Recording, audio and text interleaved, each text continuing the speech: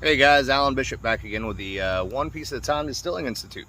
So as always, if you guys have any questions about home distilling or professional distilling or anything that you're curious about, please feel free to reach out to me. bishopshomegrown@gmail.com, any of my social media, thealchemistcabinet.com, or in the YouTube comments below. Also be sure to check out thealchemistcabinet.com. I believe it's / the warehouse. You can look it up on there, it'll pop up. It's our store.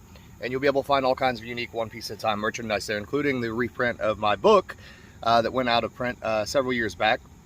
It's an early book, equal part biography, equal part early methodology, a few different recipes, all the stuff you need to know to be able to make a efficient mash bill from all grain, etc.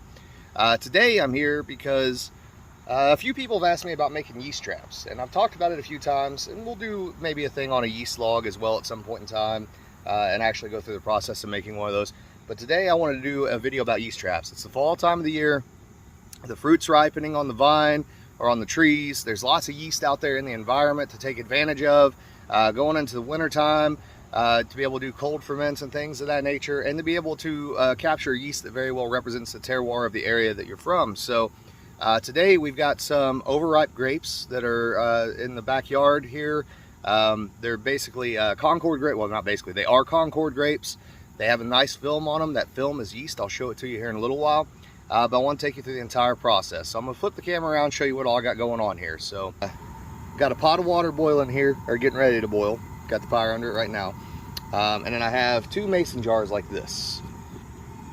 So this is, both these mason jars have been sterilized. What we've basically made here is a simple sugar shine solution. We used malted corn here that we ground up to a coarse consistency, and some sugar. And so we filled about 1/3 of the jar with this mixture. So it's about 3/4 of a cup of the malted corn, 3/4 of a cup of the sugar. We just want enough sugar in there basically to not stress any wild yeast that's out there, but enough to get it going. And then we will make another solution once we see if the yeast gets going, in order to more well adapt it to that higher sugar level, that higher sugar content. So what we're going to do now is we're going to boil this water. We're going to pour that into the jars, dissolve the sugar, let the jars set for a little while, let that corn steep and open up a little bit. And again, we're not actually trying to make an actual mash here. We're really trying to sterilize that malted corn, because I know it's got a lot of lactobacillus on it, just as all malted corn or all malted grain would have. After that sets and it cooks for a little while, sterilizes everything, then we're going to top it up with cold water, and we're going to go get our grapes, and I'll show you what we do from there.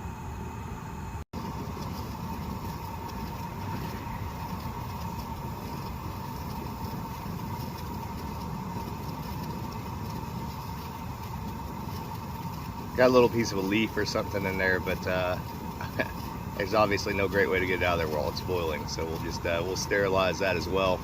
Welcome to the art of practical distilling.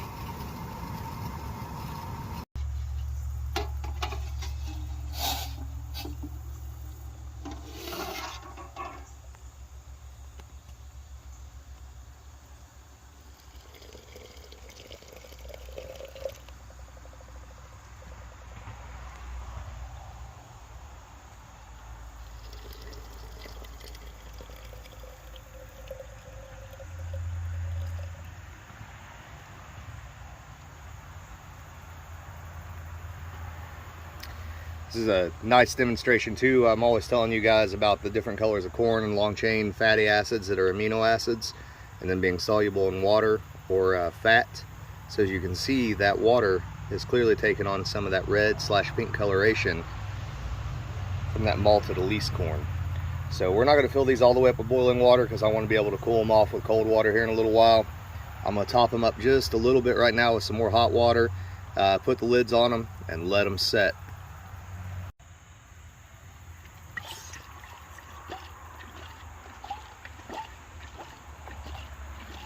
Get that sugar good and integrated in there.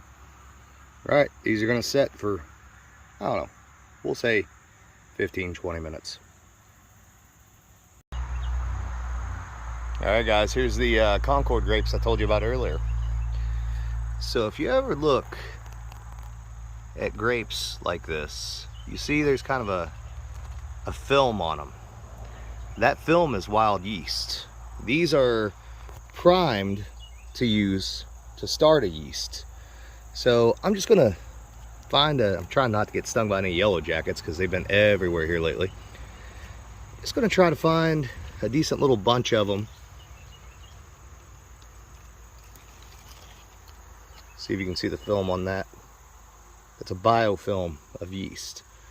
And this yeast should be, fairly alcohol tolerant, considering that it's going to break down these high sugar Concords. So here's what we got. And here's our jar. And what I'm going to do is I'm going to basically pick each one of these grapes off, and I'm going to probably crush them just slightly and drop them into that jar, and I'll get back to you.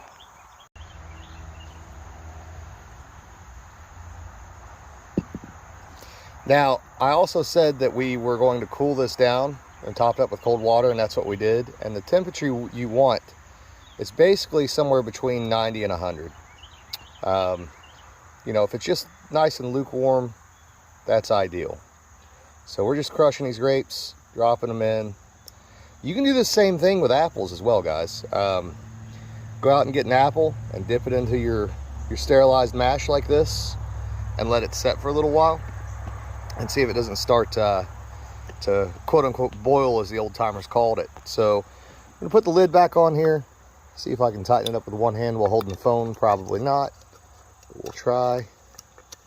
Helps if you don't cross thread it. Nothing makes a person look more competent on camera than trying to tighten up a jar lid with one hand. So we're gonna shake it up good now, aerate it. And what I'm gonna do is I'm gonna take this inside and put it on my kitchen counter, and I'm going to slightly vent that lid that we put on so the air can escape. We're gonna watch this, and over the next day or two, we should start to see some fermentation. Once it starts to ferment, we're gonna kind of monitor it and see how fast it ferments. If it has a good aroma, a good taste, etc., then we'll scale it up to using an actual mash. One of my all-time favorite places to gather yeast from is this old oak tree, this old pin oak in my front yard. Who knows how old this thing is? It's massive. I love it. It's beautiful.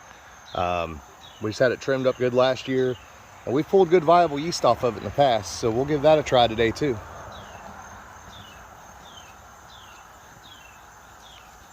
Now, there'd be a couple different ways to do this.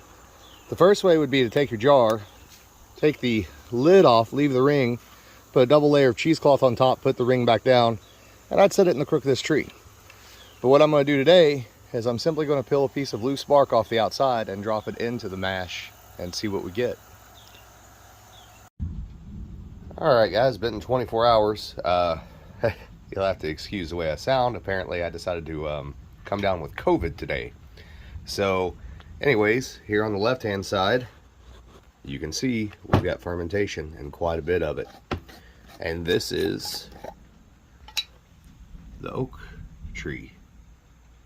It smells good.